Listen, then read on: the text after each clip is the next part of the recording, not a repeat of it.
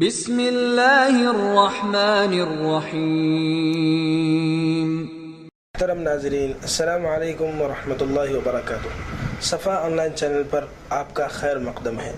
ہم روزانہ آپ کی خدمت میں تلاوت قرآن، درس حدیث، خدمت خلق اور حقوق العباد، اسوہ حسنہ، طبی معلومات اور درس فقہ پر مشتمل مختلف پروگرامز آپ کی خدمت میں پیش کر رہے ہیں۔ آئیے ہم اس کا آغاز قرآن مجید کی تلاوت سے کر رہے ہیں۔ وَأَنفِقُوا فِي سَبِيلِ اللَّهِ وَلَا تُلْقُوا بِأَيْدِيكُمْ إِلَى التَّهْلُكَةِ وَأَحْسِنُوا إِنَّ اللَّهَ يُحِبُّ الْمُحْسِنِينَ وَأَتِمُّوا الْحَجَّ وَالْعُمْرَةَ لِلَّهِ فَإِنْ أُحْصِرْتُمْ فَمَا اسْتَيْسَرَ مِنَ الْهَدْيِ وَلَا تَحْلِقُوا رُؤُوسَكُمْ حَتَّى يَبْلُغَ الْهَدْيُ مَحِلَّهُ فمن كان منكم مريضا أو به أذى من رأسه ففدية من صيام أو صدقة أو نسك فإذا أمنتم فمن تمتع بالعمرة إلى الحج فما استيسر من الهدي فمن لم يجد فصيام 3 أيام في الحج و7 إذا رجعتم تلك 10 كاملة ذلك لمن لم يكن أهله حاضر المسجد الحرام واتقوا الله واعلموا أن الله شديد العقاب الحج أشهر معلومات فمن فرض فيهن الحج فلا رفث ولا فسوق ولا جدال في الحج وما تفعلوا من خير يعلمه الله وتزودوا فإن خير الزاد التقوى واتقون يا أولي الألباب ليس عليكم جناح أن تبتغوا فضلا من ربكم فإذا أفضتم من عرفات فاذكروا الله عند المشعر الحرام واذكروه كما هداكم وإن كنتم من قبله لمن الضالين ثم أفيضوا من حيث أفاض الناس واستغفروا الله إن الله غفور رحيم فإذا قضيتم مناسككم فاذكروا الله كذكركم آباءكم أو أشد ذكرا فمن الناس من يقول ربنا آتنا في الدنيا وما له في الآخرة من خلاق ومنهم من يقول ربنا آتنا في الدنيا حسنة وفي الآخرة حسنة وقنا عذاب النار أولئك لهم نصيب مما كسبوا والله سريع الحساب واذكروا الله في أيام معدودات فمن تعجل في يومين فلا إثم عليه ومن تأخر فلا إثم عليه لمن اتقى واتقوا الله واعلموا أنكم إليه تحشرون ومن الناس من يعجبك قوله في الحياة الدنيا ويشهد الله على ما في قلبه وهو ألد الخصام وإذا تولى سعى في الأرض ليفسد فيها ويهلك الحرث والنسل والله لا يحب الفساد وإذا قيل له اتق الله أخذته العزة بالإثم فحسبه جهنم ولبئس المهاد ومن الناس من يشري نفسه ابتغاء مرضات الله والله رؤوف بالعباد يا أيها الذين آمنوا ادخلوا في السلم كافة ولا تتبعوا خطوات الشيطان إنه لكم عدو مبين فإن زللتم من بعد ما جاءتكم البينات فاعلموا أن الله عزيز حكيم هل ينظرون إلا أن يأتيهم الله في ظلل من الغمام والملائكة وقضي الأمر وإلى الله ترجع الأمور سل بني إسرائيل كم آتيناهم من آية بينة ومن يبدل نعمة الله من بعد ما جاءته فإن الله شديد العقاب زين للذين كفروا الحياة الدنيا ويسخرون من الذين آمنوا والذين اتقوا فوقهم يوم القيامة والله يرزق من يشاء بغير حساب. ناظرین، اگلا پروگرام ہے درس قرآن صفا آن لائن چینل کی جانب سے روزانہ قرآن مجید کی سلسلہ وار تفسیر پیش کی جا رہی ہے۔ ہمارے مفسر ہیں مولانا عبد الملک مظاہری، ناظم مدرسہ مصباح العلوم۔ اعوذ باللہ من الشیطان الرجیم، بسم اللہ الرحمن الرحیم۔ یا ایہا الناس اعبدوا ربکم الذی خلقکم والذین من قبلکم لعلکم تتقون الذي جعل لكم الأرض فراشا والسماء بناء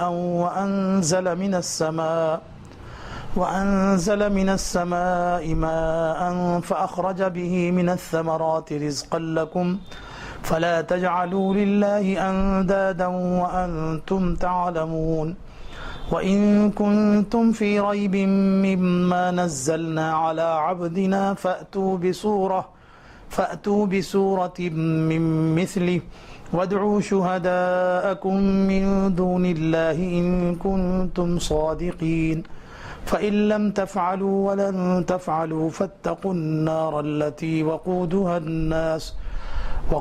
الناس والحجارة أعدت للكافرين صدق الله العظيم۔ محترم حضرات ناظرین، یہاں سے سورہ بقرہ کا تیسرا رکوع شروع ہو رہا ہے۔ گزشتہ رکوع کے اندر جو بات آئی تھی اس کا خلاصہ ایک بار پھر ہم دیکھ لیں تاکہ پیچھا جو کچھ ہے وہ ہمارے ذہن میں ہو جائے۔ گزشتہ رکوع سے پہلے یعنی کہ 2 رکوع میں حق تعالیٰ کی طرف سے 3 طبقات کا ذکر کیا گیا تھا انسانوں کے اندر۔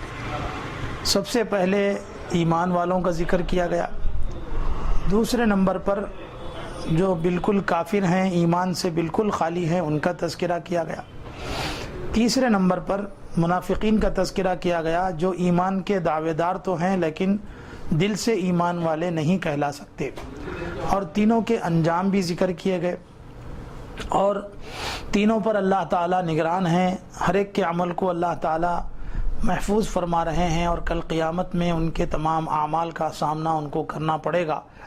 یہ تفصیلات گزشتہ آیتوں میں ہمارے سامنے آئی تھی۔ اب اس نئے رکوع کے ذریعے سے حق تعالیٰ کی طرف سے تمام انسانیت کو مخاطب کر کے ایک اہم پیغام دیا جا رہا ہے جو بالخصوص توحید اور رسالت سے متعلق ہے، کہ توحید اور رسالت کو سمجھنے کے لیے تمام دنیا مخاطب کی گئی ہے، اور قرآن مجید کا یہ اسلوب ہے کہ جب وہ تمام اقوام انسانیت کو مخاطب کرتا ہے تو یا ایھا الناس کے لفظ سے مخاطب کرتا ہے، اور صرف ایمان والوں کو مخاطب کرتا ہے تو یا ایھا الذین آمنوا کہہ کر مخاطب کرتا ہے۔ اگرچہ کہ یہ صورت مدنی ضرور ہے لیکن مدینے میں بھی تمام انسانوں سے مخاطب یہ کیا گیا ہے وقتاً فوقتاً۔ ان میں سے ایک آیت شریفہ یہ بھی ہے، دیکھیے اس کا ترجمہ: اے تمام انسانوں، تم اپنے اس رب کی عبادت میں لگے رہو جس نے تم سب کو پیدا کیا، اور نہ صرف تم کو بلکہ تم سے پہلے لوگوں کو بھی۔ اس عبادت کے ذریعے سے اللہ تعالیٰ یہ چاہتے ہیں کہ تم متقی بن جاؤ، اور وہ ذات کے جس کی عبادت تم کو کرنی ہے وہ ایسی ذات ہے کہ جس نے زمین کو تمہارے لیے بچھونا بنایا ہے، اور آسمان کو تمہارے لیے چھت کا درجہ دیا ہے، اور آسمان سے تمہارے لیے پانی کو اتارا ہے، پھر اس پانی کے ذریعے سے مختلف پھل تمہارے لیے نکالے ہیں جو تمہارے رزق کا کام دیتے ہیں۔ تو اے تمام انسانوں، جب کام کرنے والی ذات صرف ایک ہے، فلا تجعلوا للہ اندادا، تو تم اس اللہ رب العزت کے لیے کسی کو شریک اور کسی کو سہیم مت بناؤ، اور تم اچھی طرح جانتے ہو کہ سہیم اور شریک بننے کے قابل کوئی نہیں ہے۔ یہ 2 آیتیں آپ کے سامنے پڑھی گئی ہیں جس میں تمام انسانیت کو اللہ تعالیٰ کی طرف سے وحدانیت کو پہچاننے اور رسالت کو سمجھنے کا حکم دیا، اور یہ دونوں چیزیں انسانیت کے لیے دنیا میں بھی فلاح و بہبود کا کی ضامن ہے اور آخرت میں تو یقیناً ضامن۔ دنیا میں فلاح و بہبود کی ضمانت ایک رب کی عبادت کو کرنے سے کیوں ہے، وہ بالکل ہم کو سمجھ میں آتا ہے۔ مثال کے طور پر ہم محسوس کرتے ہیں دنیا میں کوئی کام کرنے کے سلسلے میں اور کام کی ذمہ داری کے سلسلے میں اگر کوئی ایک آدمی ذمہ دار ہوتا ہے تو اس ایک آدمی کی ذمہ داری کی وجہ سے کام میں صحت آتی ہے، درستگی آتی ہے۔ مثلا کھانے پکانے کا معاملہ ہو تو دیگ کے اندر مسالہ جات کا ڈالنا ایک آدمی اگر ذمہ داری سے اس کو ڈالتا ہے تو اس کا ٹیسٹ الگ ہوتا ہے، اور ایک دیگ میں پکانے والے مختلف لوگ ہوں گے اور مختلف اپنے اپنے ماہر پکوان والے ہوں گے، مگر مختلف لوگ اپنے اپنے انداز سے اس میں مسالہ جات کو ڈالیں گے تو بعد میں اس کا ٹیسٹ کس حالت کا ہو جائے گا وہ آپ کو اچھی طرح معلوم ہے۔ تو اسی لیے حق تعالیٰ کی طرف سے دنیا میں پوری ذمہ داری کے حساب میں اللہ تعالیٰ نے ایک ہی ذات بنائی اور وہ خود اپنی ذات ہے، اور اس کے اطراف میں کوئی اس کا شریک اور سہیم نہیں ہے۔ ایک کو مان لینے کے بعد دوسری اور چیزوں سے حفاظت ہو جاتی ہے۔ یہ بات ہم نے دنیا میں بھی مثال کے طور پر دیکھی ہے، اور حقیقت میں ایسا ہوتا بھی ہے کہ جس کے ذہن میں یہ بات بیٹھ جاتی ہے کہ میں فلاں ایک کا بندہ ہوں یا میں فلاں ایک کا ہی بیٹا ہوں، تو اس کے ذہن میں بس اسی سے اپنی ضروریات کو پورا کرنے کے سلسلے میں ہمیشہ مزاج بنا رہتا ہے۔ مثلا اللہ نے باپ بھی دنیا میں ایک ہی بنایا ہے، تو بچے کو ہر وقت اپنے ایک باپ کی طرف نسبت رہتی ہے کہ جو بھی مجھے ضرورت پڑے گی میں اپنے والد کو بولوں گا اور اپنے والد سے اپنے تمام ضرورتوں کو پورا کرنے کی کوشش کروں گا۔ جب بھی اس کے دل میں کوئی ضرورت کوئی خیال آتا ہے تو فوراً اپنے والد کی طرف نسبت جاتی ہے۔ اس وقت جب کہ بچہ بچپن کی حالت میں ہوتا ہے، بچپن کی عمر میں ہوتا ہے اور دوسرے شعور سے خالی ہوتا ہے، تو بھی اس کے ذہن میں اپنے والد کا سہارا ہمیشہ رہتا ہے۔ یہ تو بچپن کے شعور کی بات ہوئی، لیکن جب بچہ شعور کی عمر میں آگے بڑھتا ہے تو اپنے رضائی والد جو ہو سکتے ہیں یا پرورش کرنے والے عارضی والد جو ہو سکتے ہیں ان سے ہٹ کر حقیقی پیدا کرنے والے کی طرف نسبت کا جانا اور حقیقی پیدا کرنے والے کی طرف اپنے شعور کا آگے بڑھنا، یہ اصل انسان سے اللہ تعالیٰ کے ہاں مطلوب ہے۔ یعنی اللہ تعالیٰ چاہتے یہ ہیں کہ انسان اپنے عقل اور شعور میں آنے کے بعد اپنے حقیقی پیدا کرنے والے کو پہچانے۔ شاید یہی وجہ ہے کہ حق تعالیٰ نے سب سے پہلے جس صفت کا یہاں تذکرہ کیا ہے اعبدوا ربکم، تم اپنے اللہ کی عبادت کرو، یہ نہیں کہا بلکہ اپنے رب کی، اپنے پروردگار کی عبادت کرو، کیونکہ پروردگار ہونے کی حیثیت سے جب بندہ پہچانتا ہے تو پہلے اپنے ماں باپ کو پہچانتا ہے، پھر ماں باپ کے وسیلے سے اپنے رب اور اپنے پروردگار کو پہچاننے کی طرف آنا اس کی فطرت میں داخل ہے۔ اسی لیے حق تعالیٰ نے ربکم کے ذریعے سے صفت کا اظہار کر کے فرمایا اپنے رب کی اور اپنے پروردگار کی عبادت کرو، کیونکہ وہ پروردگار ہے اسی لیے عبادت کا مستحق ہے۔ پھر اگلے جملے میں اس نے پیدا کرنے کی صفت کو بھی ظاہر کیا، الذی خلقکم، وہ ذات کے جس نے تم کو پیدا کیا، یعنی پیدا کرنے میں بھی اللہ کے سوا کسی اور کو کوئی دخل ہے ہی نہیں۔ جب پیدا کرنے میں دخل نہیں، پروردگاری میں اور پالنے میں دخل نہیں ہے تو پھر عبادت کسی اور کی کیسے جائز ہو سکتی ہے؟ یہ عجیب فلسفہ تھا مشرکین مکہ کا اور دیگر تمام عبادت کرنے والوں کا، کہ وہ لوگ مانتے تو تھے ایک خدا کو اپنے منطقی اعتبار سے، لیکن عبادت کے سلسلے میں عجیب فلسفہ تھا کہ عبادت کرنے کے لیے پہلے اللہ کے قریب رہنے والے بندوں کی یا ان کے قریب رہنے والی مخلوق کی عبادت کر کے اللہ کو راضی کروانا چاہتے تھے۔ یہ ان کا فلسفہ اللہ تعالیٰ نے ناپسند کیا اور کہا اسی کا نام شرک ہے۔ اسی لیے جب پیدا کرنے والے اللہ ہیں اور پالنے والے بھی اللہ ہیں تو عبادت بھی صرف اور صرف اللہ ہی کی ہونی چاہیے۔ اسی لیے حق تعالیٰ نے پیدا کرنے کے سلسلے کو واضح کرتے ہوئے یہاں تک فرمایا کہ تم ہی کو پیدا کرنے کے اللہ تعالیٰ ذمہ دار نہیں ہیں، بلکہ تم سے پہلے جتنی امتیں جتنی مخلوقات گزری ہیں ان سب کے پیدا کرنے والے صرف اور صرف اللہ تعالیٰ ہیں۔ والذین من قبلکم لعلکم تتقون۔ مفسرین نے لکھا ہے کہ دنیا میں مخلوقات 18,000 سے کم و بیش ہے اور ان کے عالم تقریباً 40,000 ہوتے ہیں، جیسا کہ سورہ فاتحہ کی تفسیر میں یہ بات آئی۔ تو 18,000 مخلوقات کے صرف اور صرف اللہ ہی پیدا فرمانے والے ہیں، کوئی اور اس میں شریک نہیں ہے۔ اس بات کو اگر آدمی جتنا تحقیقی شکل میں دیکھے گا، سوچے گا، اتنا ہی اللہ تعالیٰ کی معرفت اس کو حاصل ہوتی جائے گی۔ پھر اگلی آیت میں حق تعالیٰ شانہ نے ایسی مصانع قدرت کی مصنوعات کا تعارف کروایا ہے جس کو ہر بندہ، ہر انسان روزانہ اپنی نگاہوں میں اور اپنے محسوسات میں دیکھتا بھی ہے اور اس کو محسوس بھی کرتا ہے اور اس سے فائدے بھی اٹھاتا ہے۔ سب سے پہلے اللہ تعالیٰ نے اپنی مخلوقات میں سے زمین کا تعارف فرمایا ہے۔ زمین جس کے بارے میں ہم سب یہ جانتے ہیں کہ ہماری پیدائش کے اندر زمین کا حصہ زیادہ ہے، جیسا کہ اللہ تعالیٰ نے جگہ جگہ یہ اعلان کیا ہے کہ انسان کو اللہ تعالیٰ نے مٹی سے، گیلی مٹی سے بنایا ہے۔ خلق الانسان من طین وَلَقَدْ خَلَقْنَا الْإِنسَانَ مِنْ سُلَالَةٍ مِّن مَّاءٍ مَّهِينٍ۔ جگہ جگہ قرآن پاک میں اس کا تذکرہ آیا ہے کہ اللہ نے انسان کو زمین سے بنایا۔ اب زمین میں مٹی زیادہ تر، اس مٹی سے ہماری پیدائش ہوئی ہے، تو لامحالہ مٹی ہماری پیدائش کا زیادہ عنصر ہے۔ باقی اور 3 چیزیں بھی اس میں شامل ہیں، آگ، پانی، ہوا، مگر یہ عنصر کے اعتبار سے زیادہ نہیں ہے، زیادہ عنصر تو مٹی ہی کا ہے۔ اسی لیے سب سے پہلے زمین ہی کا تعارف اللہ تعالیٰ نے اپنی مصنوعات کی قدرت کے اعتبار سے فرمایا ہے۔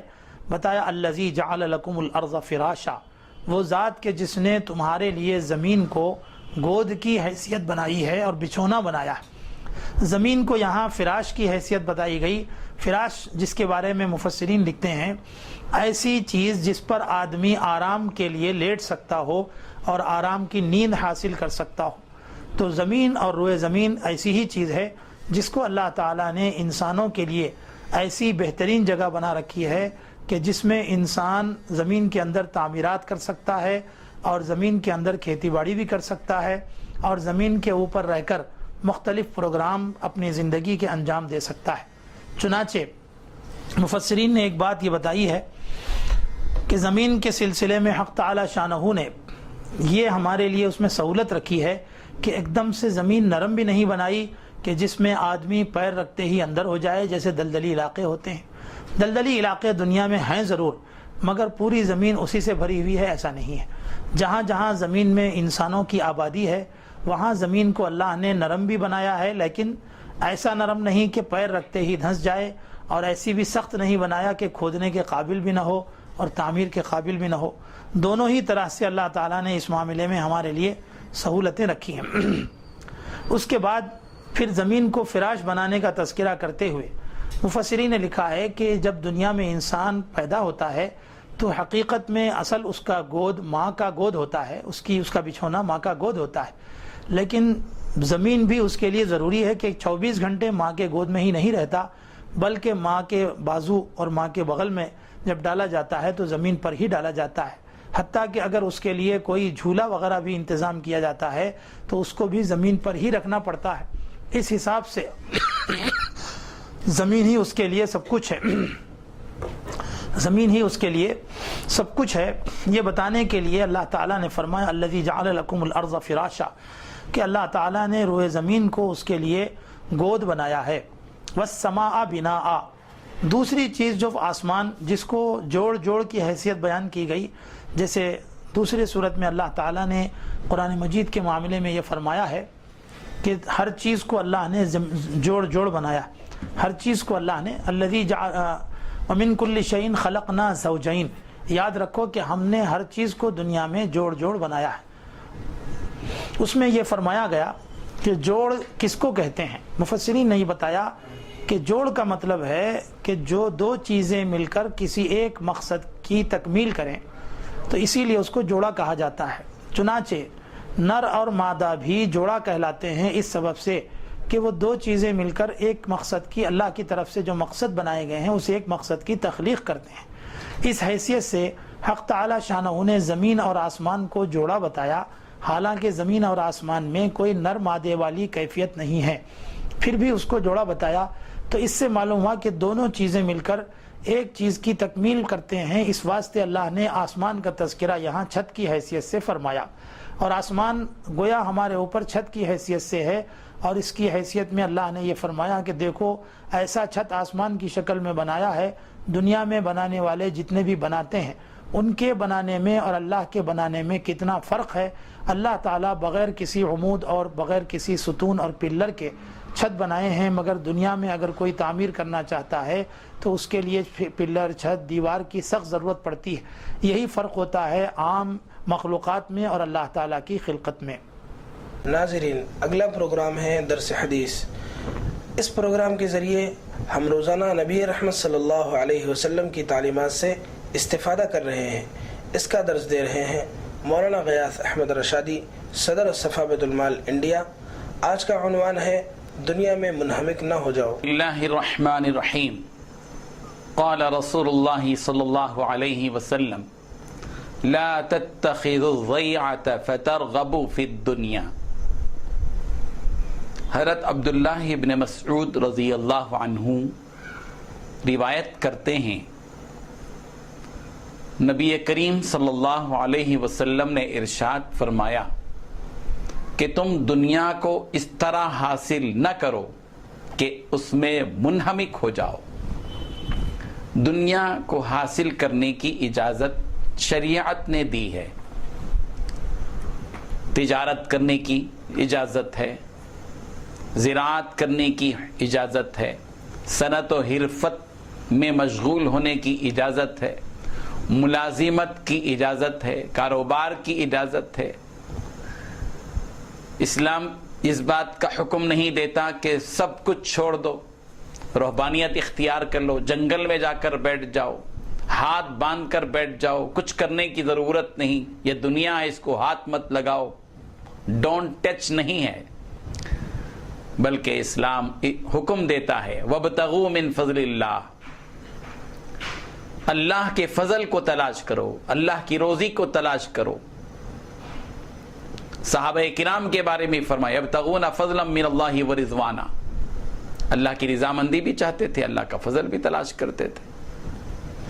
رزق تلاش کرنے کی اجازت ہے، کاروبار کرنے کی بھی اجازت ہے، حکم ہے، لیکن دنیا میں اس قدر غرق ہو جانا، دنیا میں اس قدر منہمک ہو جانا کہ اللہ تبارک و تعالیٰ کے احکامات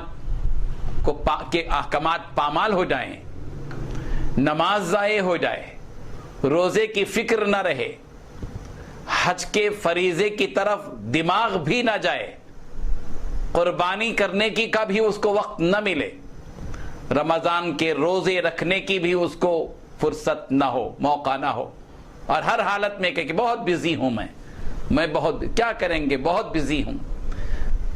یہ جو بزی کا لفظ ہے یہی انہماک ہے، اس قدر منہمک ہو جانا کہ اللہ تبارک و تعالیٰ بلا رہے ہیں اس کا بھی کوئی احساس نہ رہے، مؤذن آواز لگا رہا ہے اس کا بھی کوئی احساس نہیں ہے، یہ بھی کوئی بھلی بات ہے نہیں۔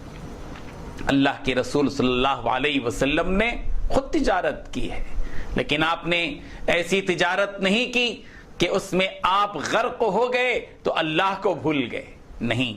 پیارے پیغمبر صلی اللہ علیہ وسلم نے تجارت کی، بکریاں چرائیں، مگر اللہ تبارک و تعالیٰ کے حق کو کبھی ضائع نہیں کیا، اللہ تبارک و تعالیٰ کی عظمت کو کبھی فراموش نہیں کیا۔ ہمیں ایک طرف دنیا کو حاصل بھی کرنا ہے تو دوسری طرف دینی احکامات کو بھی ملحوظ رکھنا چاہیے۔ یہ دولت، جس دولت کے لیے، وہ مال، جس مال کے حصول کے لیے آدمی سب کچھ قربان کر دے، اپنا دین قربان کر دے، دین کی بنیاد ڈھہ جائے اور دین کی بنیاد ہی باقی نہ رہے۔ نماز جو کہ جس کے بارے میں اللہ کے رسول صلی اللہ علیہ وسلم نے فرمایا الصلاۃ عماد الدین، نماز دین کا ستون ہے، اور کاروبار کے لیے نماز کو چھوڑ رہا ہے تو کاروبار کے لیے دین کی عمارت کو منہدم کر رہا ہے، اور اس کو اس کا کوئی احساس تک نہیں، اور اس پر کوئی شرمندگی بھی نہیں ہے۔ کبھی آدمی ایک آدھ مرتبہ احساس بھی اس کو ہو جاتا ہے کہ بھئی ہم تو دنیا میں مشغول ہو گئے, بہت مصروف ہو گئے, ہماری زندگی کیا زندگی ہے, ہم نماز بھی تک بھی نہیں پڑھتے. احساس ہونا چاہیے.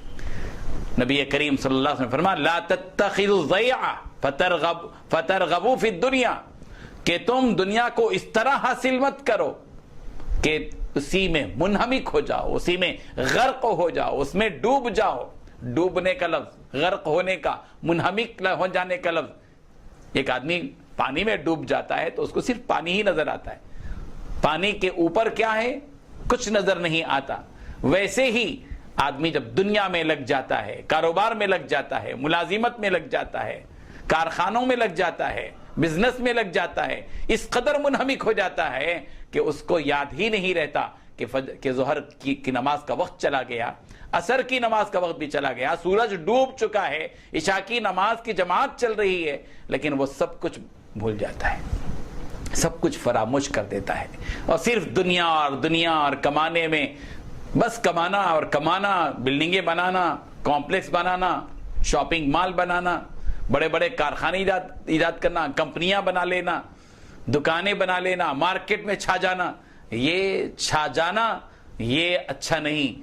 ہاں کاروبار کرنا چاہیے, لیکن اس کی ایک حد ہے. وہ حد کیا ہے کہ آدمی کاروبار کرتے ہوئے کرتا بھی رہے, اللہ کو یاد کرتا بھی رہے, ملازمت بھی کرے, 5 وقتہ نمازیں بھی ادا کرے, کاروبار بھی کرے, کارخانے بھی جائے, مگر روزہ نہ چھوڑے.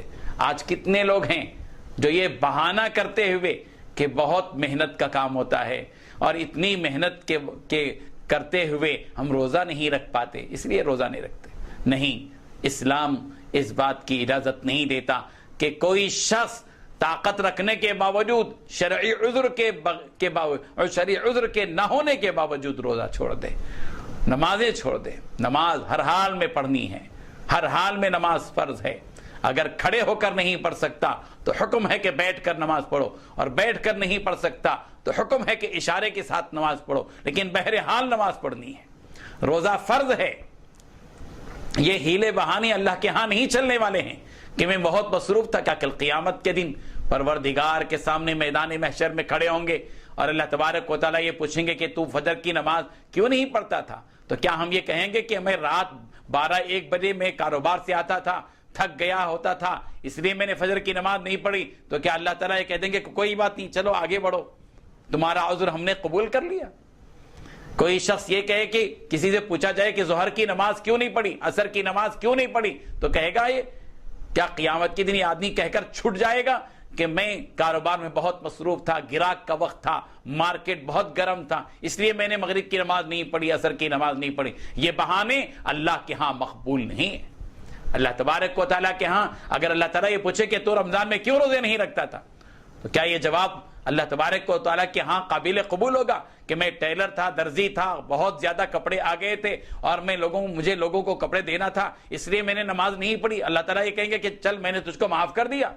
نہیں, نماز بہرحال نماز پڑھنا ہے, ہر ایک کو نماز پڑھنا ہے.